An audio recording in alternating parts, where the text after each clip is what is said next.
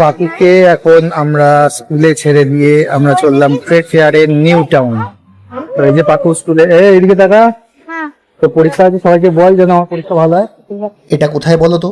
এটা হলো Rajarhat new town city square ground, বিশ্ব বাংলার ঠিক জাস্ট পরেই। এখানেই চলছে গ্র্যান্ড ট্রেড ফেয়ার। আমরা পৌঁছে গেলাম সেখানে, ঢুকে পড়লাম টিকিট কেটে। ভেতরে গিয়ে দেখি নানান রকমের সম্ভার। এটা হলো ইন্টারন্যাশনাল ট্রেড ফেয়ার, আর ঠিক সেই কারণেই বাইরের দেশ থেকে প্রায় 10-12টার উপরে কান্ট্রি তারা তাদের দেশের বেস্ট জিনিসগুলো নিয়ে এখানে আউটলেট করেছিল। শুধু যে বাইরের দেশেরই আউটলেট রয়েছে তা নয়, কিন্তু এখানে ইন্ডিয়ারও প্রচুর আউটলেট রয়েছে। তোমরা যদি কেউ এখানে এসে থাকো তাহলে তোমরা এটা খুব ভালো করে জানো যে এখানে একবার ঢুকলে পরে যে কোনো দিকে তুমি তাকাবে আর তুমি চোখ ফেরাতে পারবে না, এমন সুন্দর সুন্দর কালেকশন, এমন সুন্দর সুন্দর জিনিস এখানে রয়েছে। আর যারা এখানে আসোনি তারা এই ভিডিওটা পুরোটা দেখলেই বুঝতে পারবে যে আমি কতটা সত্যি কথা বলছি। আমি এতক্ষণ কথা বলতে বলতে তোমাদের বেশ কিছু কাউন্টার অলরেডি ঘুরিয়ে দেখিয়ে দিয়েছি। আর এখন দেখো এই মূর্তিগুলো কত সুন্দর নিখুঁত হাতের কাজ দেখছো। শুধু নিখুঁত হাতের কাজ বললেই হলো না, প্রতিটা জিনিস কিন্তু এতটাই সুন্দর, এতটাই ভালো লাগছিল, দেখে মনে হচ্ছিল যেন এক্ষুনি নিয়ে নিই আমাদের ঘর সাজানোর জন্য। এদিকে এই ঝর্ণাগুলোকে দেখো কি মারাত্মক লাগছে না?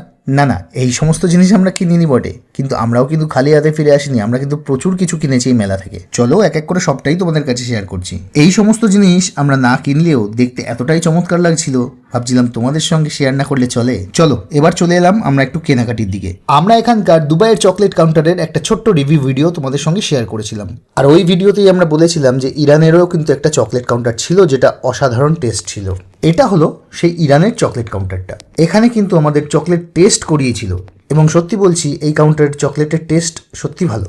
তোমরা কারা কারা এখানে এসছো আর কারা কারা এই কাউন্টার থেকে চকলেট খেয়েছো আমাকে কিন্তু কমেন্টে অবশ্যই জানিও। এইখানে যে জামা কাপড়ের কাউন্টারটা দেখছো, এখান থেকে কিন্তু একটা ইয়েলো কালারের শার্ট কেনা হলো আমাদের মেয়ের জন্য। কেনার আগে একটু ট্রাই তো করতেই হবে, তাই না? তাই একটু ট্রাইও করে নিল। তারপরে আবার ঘুরতে ঘুরতে চলে এলাম একটা উগান্ডার কাউন্টারে। এখান থেকে কি একটা পছন্দ করেছিল আমার বউ, যেই না দাম জিজ্ঞাসা করেছে অমনি কি রিপ্লাই এলো জানো? হে নেহু লেবু।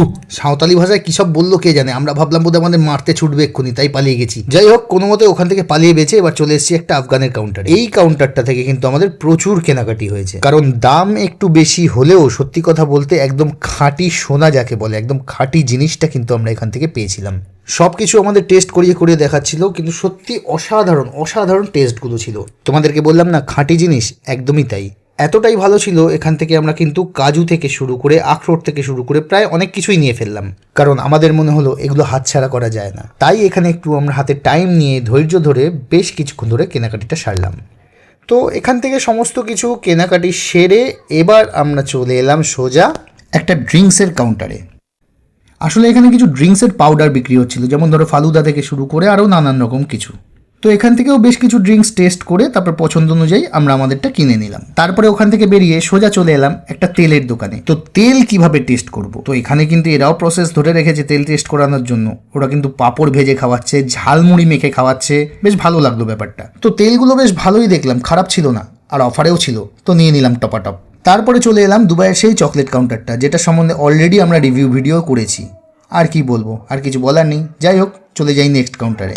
এইটারও ভিডিও তোমরা দেখেছো, একটা ড্রিঙ্কস আমরা এখান থেকে নিয়েছিলাম, নিয়ে বাড়ি চলে এসেছিলাম। তারপরে ভিজিট করলাম নবদ্বীপের একটা মিষ্টির কাউন্টারে। বাহ, মিষ্টিগুলো কিন্তু সত্যি খেতে দারুণ। যদিও নবদ্বীপের মিষ্টি কেমন হয় তোমরা নিজেরাও জানো। না না, এটা কিন্তু ওটা টেস্ট করায়নি আমরা যেটা খাচ্ছি, এটা কিন্তু আমরা রীতিমতো কিনে খেয়েছিলাম। নবদ্বীপের মিষ্টি তো, তাই ভরসা করে আরামসে নেওয়াও যায়, খাওয়াও যায়। যাই হোক, অবশেষে এখান থেকেও আমরা মিষ্টি ফিষ্টি কিনে তারপরে চলে এলাম নেক্সট কাউন্টারে। না না, আর কোনো কাউন্টার দেখাচ্ছি না তোমাদের, এটা হলো গিয়ে এখানকার ফুড কোর্ট। ফুড কোর্টে এসে কিন্তু তোমরা তোমাদের পছন্দের মতন খাবার অর্ডার করতে পারো। মেলায় এসে ঘুরতে ঘুরতে খিদে পেয়ে গেলে তখন তো একটু খেতেও হবে, তাই না? তাই তোমাদের এই ফুড কোর্টটা দেখিয়ে রাখলাম। তা আমাদেরও তো একটু খাবার দাবার খেতে ইচ্ছা করে নাকি?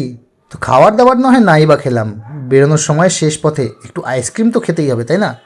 তাই বিভিন্ন রকমের আইসক্রিম ট্রাই করে অবশেষে আমরা নিজেদের পছন্দ মতন একটা আইসক্রিমের স্কুপ নিয়ে খেতে খেতে দুজন মিলে হাঁটতে হাঁটতে বাইরে বেরিয়ে চলে এলাম।